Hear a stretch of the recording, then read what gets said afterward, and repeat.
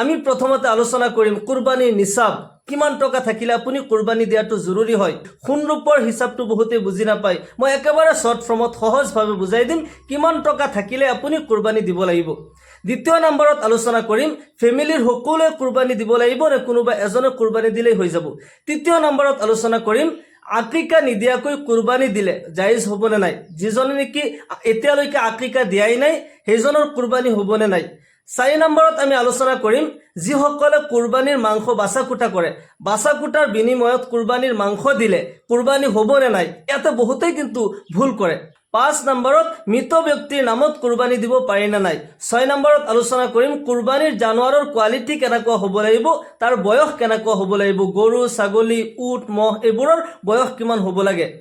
ইয়াৰ লগে লগে কুৰবানীৰ মাংসটো কেইভাগ কৰিব লাগে আৰু যদি কাৰোবাক নিদিয়াকৈ নিজে খায় তেতিয়া কুৰবানী হ'বনে নাই, অথবা 3 ভাগ নকৰি যদি নিজৰ ফালৰ পৰা ভগাই দিয়া হয় তেতিয়া কুৰবানী হ'বনে নাই, আমি গোটেইখিনি ধুনীয়াকৈ আজি আলোচনা কৰিম। মোৰ প্ৰিয় দিনী ভাই বন্ধুসকল, আমি প্ৰথমতে জানো কুৰবানীটো কি। কুৰবানী মানে হৈছে কুৰবান, ইয়াৰ অৰ্থ হৈছে কুৰব হাসিল কৰা, নিকটবৰ্তী হোৱা। আল্লাহ তাআলাৰ খুশনদী হাসিল কৰাৰ কাৰণে, আল্লাহ তাআলাৰ সন্তুষ্টিৰ বাবে নিজৰ পছন্দৰ আৰু মৰমৰ জানোৱাৰ আল্লাহৰ ৰাস্তাত কুৰবান কৰা, ত্যাগ কৰা। কুৰবানীৰ আৰু এটা অৰ্থ হৈছে ত্যাগ। এটা হৈছে ত্যাগ, তাৰমানে আল্লাহ তাআলাক পাবলৈ হ'লে কিবা এটা ত্যাগ কৰা, আল্লাহ তাআলাৰ তেতিয়া নিকটবৰ্তী হ'ব পাৰিবা। কুৰবানীটো হযৰত আদম আলাইহিস সালাতু ওয়াস সালামৰ পৰাই চলি আহিছে, তেওঁৰ জামানাৰ পৰাই কুৰবানী চলি আহিছে, কিন্তু কুৰবানীৰ মশৰুইয়াত হৈছে হযৰত ইব্ৰাহিম আলাইহিস সালামৰ জামানাৰ পৰা। সাহাবাসকলে যেতিয়া কুৰবানী সম্পৰ্কে ৰাসূল পাক সাল্লাল্লাহু আলাইহি সাল্লামক আৰজ কৰিলে, ইয়া ৰাসূলুল্লাহ ইয়া হাবিবাল্লাহ কুৰবানীটো কি, আল্লাহৰ নবী সাল্লাল্লাহু আলাইহি সাল্লামে উত্তৰত কয় হিয়া সুন্নাতু আবিকুম ইব্ৰাহিম আলাইহিস সালাম, এই কুৰবানী তোমালোকৰ পিতা হযৰত ইব্ৰাহিম আলাইহিস সালামৰ সুন্নত হয়। ইব্ৰাহিম আলাইহিস সালামৰ যি ঘটনা, আল্লাহ ৰাব্বুল আলামিন তেখেতক যি পছন্দৰ আৰু মৰমৰ বস্তু কুৰবান কৰিবলৈ কৈছিল, ইব্ৰাহিম আৰু ইছমাইলৰ যি ঘটনা, সেই ঘটনা ফালে নাযাওঁ, সেই তেতিয়াৰ পৰা কুৰবানীৰ পেহচান হৈছে, কুৰবানীৰ চিনাকি হৈছে। সাহাবাসকলে যেতিয়া আৰজ কৰিলে ইয়া ৰাসূলুল্লাহ এই কুৰবানী দিলে আমি কি পাম, আল্লাহৰ নবী সাল্লাল্লাহু আলাইহি সাল্লামে উত্তৰত কয় এই কুৰবানীৰ জানোৱাৰৰ প্ৰতিটি নোমৰ বদলা আল্লাহ তাআলা তোমালোকক নেকি দান কৰিব, পুণ্য দান কৰিব।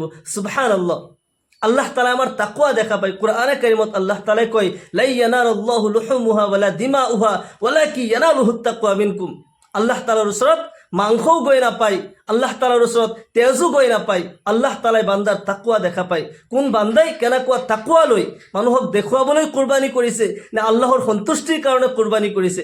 বহুতেই কিন্তু এনেকুৱা কৰে যে মানুহে ক'ব যে ইমান ডাঙৰ জানোৱাৰ কুৰবানী দিছে, মানুহক দেখুৱাবলৈ যদি আপুনি কোটি কোটি টকা খৰচ কৰি আপুনি জানোৱাৰ আনি কুৰবানী দিয়ে, সেই কুৰবানী কিন্তু কবুল নহয়। আল্লাহ তাআলাৰ সন্তুষ্টিৰ কাৰণে কুৰবানী দিব লাগিব। 1 নম্বৰ, আল্লাহ তাআলাৰ সন্তুষ্টিৰ কাৰণে আমি কুৰবানী দিব লাগে। এতিয়া দ্বিতীয় কথা হৈছে যে আমি কুৰবানীৰ কিছুমান জৰুৰী মাসাইল, কিমান টকা থাকিলে আমি কুৰবানী দিব লাগিব, কিমান টকাৰ মালিক হ'লে আপুনি কুৰবানীৰ নিচাবৰ মালিক হয়। নিচাব বুলি ক'লে জাকাতৰ যিটো নিচাব বা সদকাতুল ফিতৰৰ যিটো নিচাব, 7.5 তোলা সোণ অথবা তাৰ মূল্য 52.5 তোলা ৰূপ বা তাৰ মূল্য, ইমানখিনি টকাৰ মালিক হ'লে কুৰবানীৰ নিচাবৰ মালিক হৈ যায়। জাকাতৰ কাৰণে এটা বছৰ পাৰ হ'ব লাগে, হাউলানে হাউল শৰ্ত হয়, কিন্তু কুৰবানীৰ কাৰণে হাউলানে হাউল শৰ্ত নহয়, এটা বছৰ পাৰ হ'ব নালাগে। ঈদৰ দিন, তাৰ পিছৰ দিন, তাৰ পিছৰ দিন, এই কেইদিনৰ ভিতৰত যদি ইমানখিনি টকা আহি যায়, নিচাবৰ মালিক 7.5 তোলা সোণ যদি গ্ৰাম হিচাপত ভাগ কৰে তেতিয়াহ'লে আপোনাৰ হিচাপ হ'ব 87.48 গ্ৰাম, যাৰ মূল্য নেকি প্ৰায় 12,34,000 টকা হয়। পাৰ গ্ৰাম আজিৰ তাৰিখত 14,115 টকা পাৰ গ্ৰাম, গুৱাহাটীৰ ৰেটত 14,115 টকা পাৰ গ্ৰাম হ'লে 87.48 গ্ৰাম সোণৰ মূল্য হৈছে 12,34,000 কিবা এটা টকা, মই সেইখিনি বাৰু নকওঁ। আৰু যদি ৰূপৰ হিচাপ কৰে তেতিয়াহ'লে ৰূপ হৈছে 52.5 তোলা, 52.5 তোলা ৰূপ যদি গ্ৰামত ভাগ কৰে তেতিয়াহ'লে 612 গ্ৰাম। ৰূপৰ মূল্য আজিৰ তাৰিখত পাৰ গ্ৰাম 275 টকা হয়, তেতিয়াহ'লে 612 গ্ৰাম ৰূপৰ মূল্য প্ৰায় 1,70,000 টকা, 1,68,499 টকা হয়। কিছু সৰু সুৰাখিনি এৰি দিলোঁ, 1,70,000 ধৰিলোঁ। চিন্তা কৰিব যদি সোণ আৰু ৰূপে দুইটা মিলিও আপোনাৰ কোনো এটা নিচাব পুৰা হৈ যায়, আপুনি প্ৰথমতে চাব যে সোণৰ নিচাবটো পুৰা হয় নেকি। যদি সোণৰ নিচাবলৈ কমি যায় তেতিয়াহ'লে ৰূপলৈ কনভাৰ্ট কৰি হিচাপ কৰিব।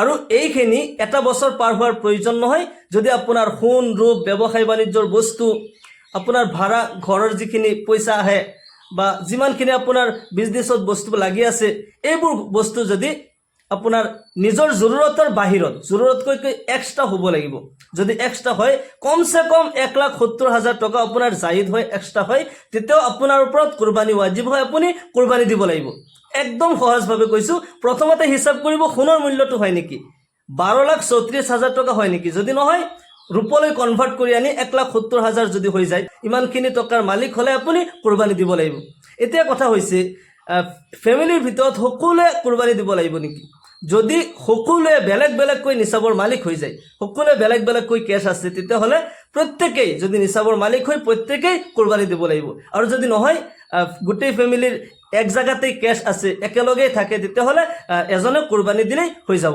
তৃতীয় নম্বৰত আকিকা নিদিয়াকৈ কুৰবানী দিলে হ'বনে নাই মনত ৰাখিব আকিকাটো এটা বেলেগ ইবাদত হয় আৰু কুৰবানীটো বেলেগ ইবাদত হয় আকিকাটো হৈছে সুন্নত আল্লাহৰ নবী সাল্লাল্লাহু আলাইহি ওয়াসাল্লাম ইৰশাদ কৰে সন্তান যেতিয়া জন্ম হয় তাৰ জন্মৰ 7 দিনৰ দিনাখন সপ্তম দিনা আল্লাহ তাআলাৰ নামত খুন দিয়া আল আকিকাতু হিয়া যাবিহাতুল্লাতি তুজবাহু আনিল মাউলুদি ফি ইয়াউমি সাবিহি আকিকা হে যাবিহা জানোয়াৰক কোৱা হয় যিটো নেকি নজনম সন্তানৰ সপ্তম দিনা আল্লাহৰ ৰাস্তাত দান কৰা হয় কুৰবান কৰা হয় আৰু এই আকিকা যদি কোনোবাই 7 দিনৰ দিনা নিদিয়ে পিছতো দিব পাৰে বা গোটেই জীৱনটোৰ ভিতৰত যদি আকিকা দিয়ে আদায় হৈ যাব কিন্তু ওয়াক্তি সুন্নতৰ ফজিলতটো নাপায় এতিয়া কথা হৈছে যদি আকিকা দিয়া নাই এজন মানুহৰ হেজনৰ কুৰবানী হ'ব নাই কুৰবানী নহব এটো ভুল কথা কাৰণ আকিকাটো সুন্নত কুৰবানীটো যদি নিসাবৰ মালিক হৈছে ওয়াজিব হয় যদি কুৰবানী নিদিয়ে আপুনি গুনাহগাৰ হ'ব আকিকা নিদিয়াৰ কাৰণে আপুনি গুনাহগাৰ হোৱা নাই এতিয়া কুরবানী ওয়াজিব হৈছে আপুনি কুরবানী দিব লাগিব যদি ভাবে যে আকিকাটো বাকি থাকিল দুইটা একেলগে কৰিব পাৰে মনত ৰাখিব আকিকা পুৰুষৰ কাৰণে লৰাৰ কাৰণে সৰু জানোৱাৰ দুটা আৰু ছোৱালীৰ কাৰণে সৰু জানোৱাৰ এটা আৰু ডাঙৰ জানোৱাৰত যদি ভাগ লয় তেতিয়াহলে পুৰুষৰ কাৰণে দুটা ভাগ ল'ব লাগিব আৰু ছোৱালীৰ কাৰণে এটা ভাগ ল'ব লাগিব ধৰি লওক আপোনাৰ ওপৰত কুৰবানী ওয়াজিব হৈছে আপোনাৰ নিজৰ ফালৰ পৰা আপুনি কুৰবানী দিব এতিয়া আপোনাৰ যেটো আকিকা বাকি আছিল আকিকাৰো দুটা ভাগ পুৰুষজনৰ কাৰণে দুটা ভাগ এই কুৰবানীৰ মাজত হিস্সা কৰিব লাগিব ডাঙৰ জানোৱাৰত কিন্তু 7টা ভাগ ল'ব পাৰি 7জন মানুহে একেলগে ডাঙৰ জানোৱাৰত কুৰবানী দিব পাৰি গৰু মহ উট এইবোৰত 7টা ভাগ ল'ব পাৰি কিন্তু সৰু জানোৱাৰত নহয় ভেড়া ছাগলীৰ মাজত কিন্তু কোনো ভাগ কৰিব নোৱাৰি আৰু যদি ছোৱালীৰ আকিকা বাকি আছে তেতিয়াহলে ছোৱালীৰ কাৰণে এটা হিস্সা হাতৰ পৰা এটা হিস্সা ছোৱালীৰ ভাগ ধৰি দিব আৰু লৰাৰ বাকি থাকিলে তাৰ দুটা ভাগ ধৰি দিব এনেকুৱাকে আকিকা আৰু কুৰবানী একেলগে দিব পাৰি আৰু বেলেগ বেলেগকৈও দিব পাৰি এতিয়া কথা হৈছে মৃত ব্যক্তিৰ নামত কুৰবানী দিব পাৰি না নাই মনত ৰাখিব কুৰবানী কোনো মানুহৰ নামত নহয় কুৰবানী একমাত্ৰ আল্লাহ তাআলাৰ নামত হয় আল্লাহ তাআলা কয় কুল ইন্না সলাতি ওয়া নুসুকি ওয়া মাহইয়ায়া ওয়া মামাতি লিল্লাহি রাব্বিল আলামিন হে নবী আপুনি কৈ দিয়ক মোৰ নামাজ মোৰ কুৰবানী নুসুক মানে কুৰবানী মোৰ নামাজ মোৰ কুৰবানী মোৰ জীৱন মোৰ মৰণ একমাত্ৰ আল্লাহ ৰাব্বুল আলামিনৰ বাবে হয় আমি কুৰবানী কৰিছো আল্লাহ তাআলাৰ বাবে আল্লাহৰ নামত কাৰোবাৰ ফালৰ পৰা হয় মোৰ ফালৰ পৰা মই আল্লাহৰ ৰাস্তাত কুৰবানী দিছো কাৰোবাৰ ফালৰ পৰা কুৰবানী দিব পাৰি ইয়াত বহুত মানুহে ভুল কৰে যাৰ ওপৰত নেকি কুৰবানী ওয়াজিব হয় হেজনে কি কৰে তাৰ বাবা মাৰ নামত মৃত বাবা মাৰ নামত দাদা দাদিৰ নামত কুৰবানী দিছে যে তেওঁলোকৰ পক্ষৰ পৰাই কুৰবানী দিছে এটোতো ভুল হৈছে মনত ৰাখিব ওয়াজিব আপোনাৰ ওপৰত জিন্দাৰ ওপৰতহে ওয়াজিব মৃতকৰ নামত ওয়াজিব নহয় আপুনি কি কৰিব যদি ভাবে যে তেওঁলোকেও সওয়াব পাক তেতিয়াহলে আপোনাৰ মৃত মা বাবা দাদা দাদি তেওঁলোকৰ কাৰণে হিস্সা ৰাখিব পাৰে এটা ডাঙৰ জানোৱাৰত 7টা ভাগ কৰিব পাৰি তেওঁলোকৰো এটা ভাগ ধৰাই দিয়ক তেওঁলোকে ইসালে সওয়াব পাই যাব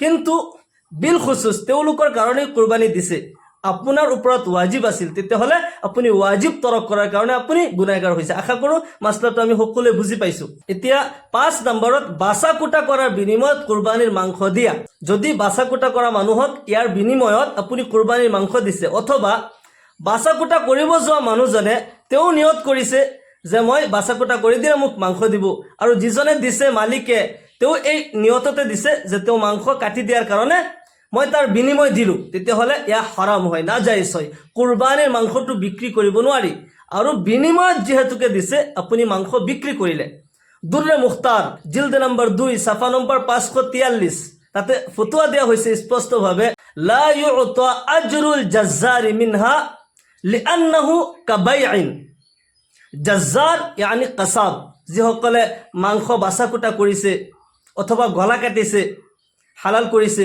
হালাল কৰাৰ হোক বা বাছা কুটা কৰাৰ হোক, তাৰ বিনিময়ত কুৰবানীৰ মাংসৰ পৰা, কুৰবানীৰ গৰুৰ পৰা যিকোনো বস্তু দিয়া, যিকোনো বস্তু, আপুনি হয়তো মাংস হোক বা ছাল হোক, তাৰ ঢোল হোক, যিকোনো বস্তু, তাৰ ঠেং হোক, কোনো কিছুই দিয়াটো জায়েজ নাই। কিয়নো লিআন্নাহু কাবাইআইন, কিয়নো ইয়াৰ খৰিদু ফৰোখ্ত হৈছে, এইটো বেচা কিনা হৈছে, আৰু কুৰবানীৰ মাংস বেচা কিনা কৰাটো বিলকুল হাৰাম হয়। কুৰবানীৰ মাংসটো আমি কি কৰিব লাগে? কুৰবানীৰ মাংসটো সুন্নতি নিয়ম হৈছে যে আমি 3টা ভাগ কৰোঁ। এটা ভাগ মই নিজে ৰাখোঁ, এটা মোৰ ওচৰ চুবুৰীয়া আলহী মংগলাসকলক দিওঁ, আৰু এটা গৰীব দুখীয়াসকলক দিওঁ, চাইলসকলক দিওঁ, যিসকলে খাব নাপায়। এইটো সকলোৰে কাৰণে হয়। মনত ৰাখিব, আপুনি বাছা কুটা কৰা মানুহকো দিব পাৰে, কিন্তু যদি বাছা কুটা কৰাৰ বিনিময়ত আপুনি পইচা দি দিয়ে, উপৰিঞ্চি মাংস দিয়ে, তেতিয়াহ'লে সেই মাংস দিয়াৰ কাৰণে আপুনি সৱাব পালে। কিন্তু বাছা কুটাৰ বিনিময়ত মাংস দিয়াজনৰ গুনাহগাৰ হ'ল, আৰু যিজনৰ ল'লে তেওঁ ভুল কৰিলে, তেওঁ নাজাইজ কৰ্ম কৰিলে। ইয়াত যাতে ভুল নহয়। ইয়াৰ লগে লগে বহুতেই কয় কুৰবানীৰ মাংসটো এই মাহৰ ভিতৰতেই খাই শেষ কৰিব লাগে, কুৰবানীৰ চান থাকোঁতেই শেষ কৰিব লাগে, পিছত যদি খাই তেতিয়া গুনাহ হয় বা কুৰবানী নহয়। এইবোৰো ভুল কথা হয়। কুৰবানীৰ মাংসটো আপোনাৰ যিটো ৰৈছে, আপুনি গোটেই বছৰ খাই থাকিব পাৰে, যিমান দিন আপুনি খাব পাৰে। আৰু যদি ভাবে যে মই অকলে বছৰটো কিয় খাম, মইতো সৱাবৰ কাৰণে কুৰবানী দিছোঁ, আল্লাহৰ সন্তুষ্টিৰ কাৰণে কুৰবানী দিছোঁ, মানুহক ভগাই দিওঁ, গৰীব দুখীয়াসকলক ভগাই দিওঁ, আপুনি ভগাই দিব পাৰে। কিন্তু আপুনি থৈ যদি ফ্ৰিজত ৰাখি বহুত দিনলৈকে খাই থাকে, এই মাহটোলৈ খাই, এই মাহ পাৰ হৈ যায় খাই, কোনো প্ৰব্লেম নাই, তাতে কুৰবানীৰ মাজত কোনো ধৰণৰ আচৰ নপৰে। মনত ৰাখিব, কুৰবানীৰ মাংসটো কুৰবানীৰ চানতেই শেষ কৰিব লাগিব, এইটো বিলকুল ভুল কথা হয়। আৰু কুৰবানীৰ জানুৱাৰৰ কোৱালিটি কেনেকুৱা হ'ব লাগে? কুৰবানীৰ জানুৱাৰৰ কোৱালিটি হৈছে বিলকুল সবল সুস্থ যাতে হয়, মৰমীয়াল যাতে হয়। আল্লাহ তাআলা ইব্ৰাহিম আলাইহিস সালামক যেতিয়া হুকুম কৰিছিল, তোমাৰ পচন্দৰ আৰু মৰমৰ বস্তু মোৰ নামত কুৰবানী কৰা।